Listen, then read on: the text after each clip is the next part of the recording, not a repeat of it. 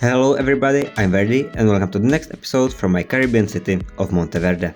In this episode, we'll expand the city with some low-density areas climbing into the hills and provide the citizens of Monteverde with some city services, as those have been missing so far.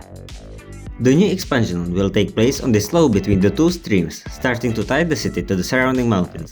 But first things first, let's start with the road layout. It's gonna be a simple organic layout conforming to the slope, with a somewhat large empty space on the flat bit in the middle. That I am reserving for the school that we are gonna build in just a moment. This is the finished layout. Originally I wanted to make the streets climb more into the hillside, but the slope turned out to be quite a bit steeper than I thought, so it would be both unrealistic and nearly impossible to build on. Now let's get building. But before getting to the promised school, let's build a firehouse and a police station. It's nothing special, I'm just placing two Japanese buildings and one UK one to get a brutalist look and adding an Eastern European garage expansion for the actual fire truck garages. Also, I'm gonna make it functional right away with Stark use service blocks. And don't forget to add more workplaces to make it more realistic and to suck up some of that unemployment before making it worse again by building new residential. So, that'd be the fire and police station. Let's get to the school.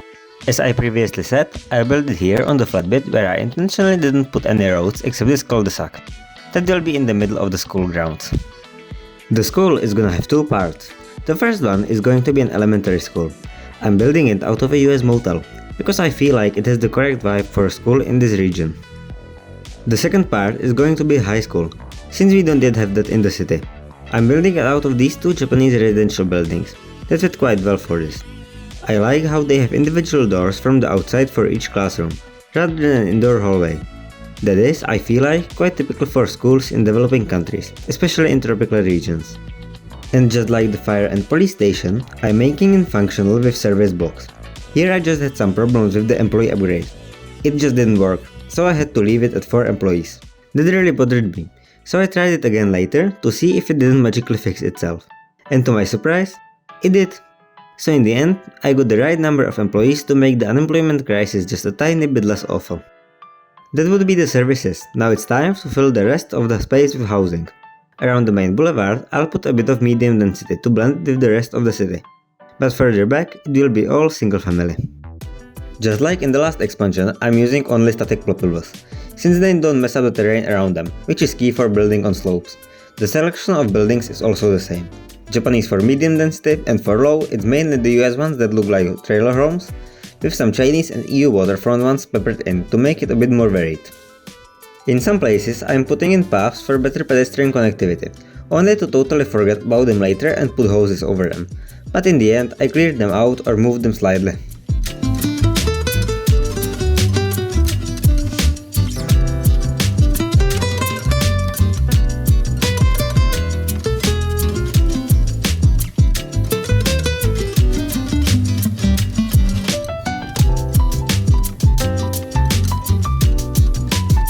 And just like that, I got into a state that I wanted to call finish.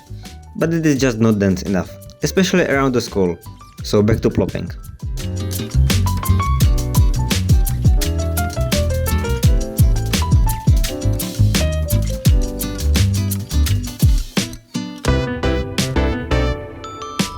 And yeah, that's better. Since the buildings are static ploppables, the terrain does not conform to them, and often they are left partially levitating or sunk into the ground. So now I need to go around and adjust every single building, or the terrain around it, for it to not levitate and look somewhat decent. That was, I think, the most tedious and repetitive step of the whole build.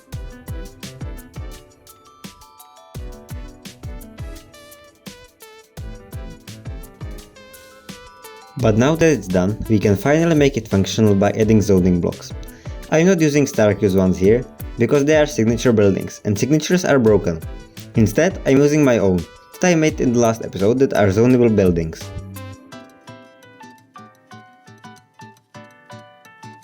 This is the last step before detailing, so after placing zoning blocks in all of the houses that are close enough to a road, we can move on to recoloring the roofs. That's a quick and easy job, but it really adds a lot to the city and makes it feel much more interesting.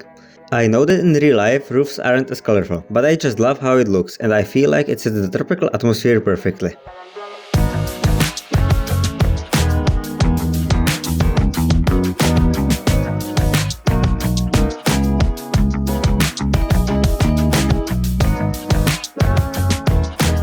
But now it's time for the real detailing. It's road time. First I replaced these two bits of road with dirt roads, because that's far up into the hills and in poorer community it would not likely be paved. Next, it's time to detail the surface of the roads, so that they don't look as clean and new. Here I'm using Mike Build's netlanes, which were recommended to me by a commenter whose name I will not try to pronounce.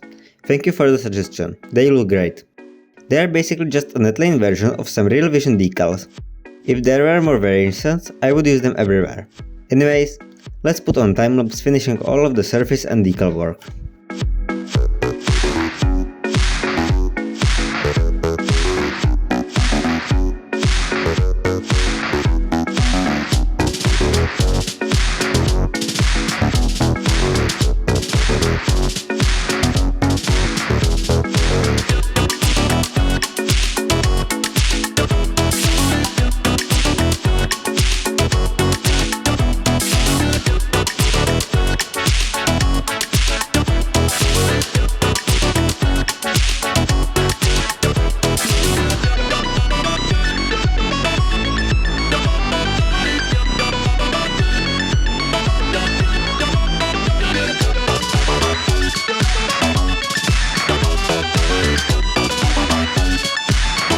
That's the majority of decals done, but before foresting everything, I'll first add couple fields on the slopes to make the transition between the city and nature less abrupt, and make the slopes visually more interesting.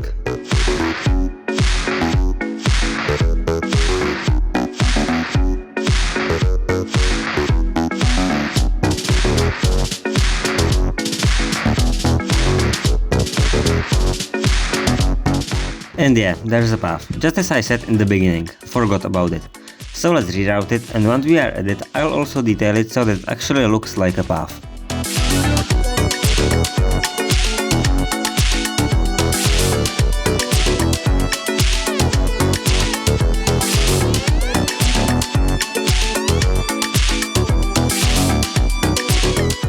With all the major stuff done, let's forest all of the free spaces. It's always really satisfying, especially in a time-lapse, to see everything fill in with trees. In urban areas, I try to be more thoughtful of where I place trees and bushes. I want to have the city full of greenery, but I also don't want to fill in every inch of space with dense forest, like it is commonly done in city skylines. And I certainly don't want to put a tree in the middle of somebody's driveway.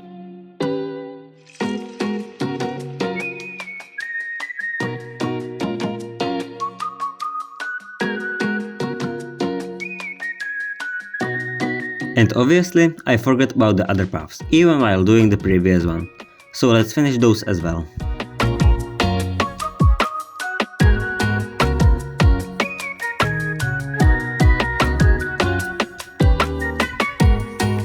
Now we are basically getting to the final touches. The first one of which is adding some props to the basketball court at the school. It sure needs a fence and most importantly basketball hoops. I'm also adding some smaller goals to make it possible to play some sort of football here.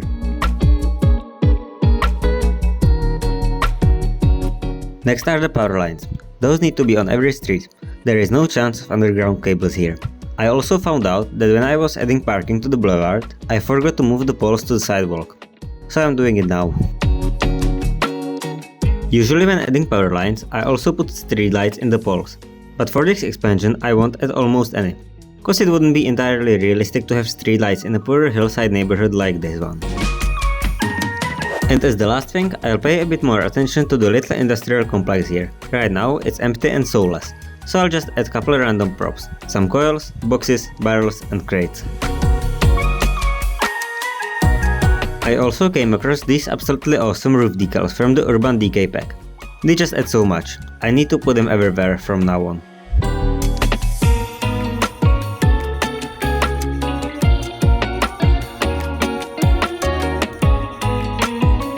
But finishing these roofs, that would be it for this video. And as always, thank you for watching, and if you like this video you can subscribe, like or write a comment with some suggestion. I'm always open to them and might try it in the next episode. Either way, stay tuned for the next one. Hopefully there won't be such a big delay as with this episode. But anyways, enjoy the cinematics and take care. Bye bye.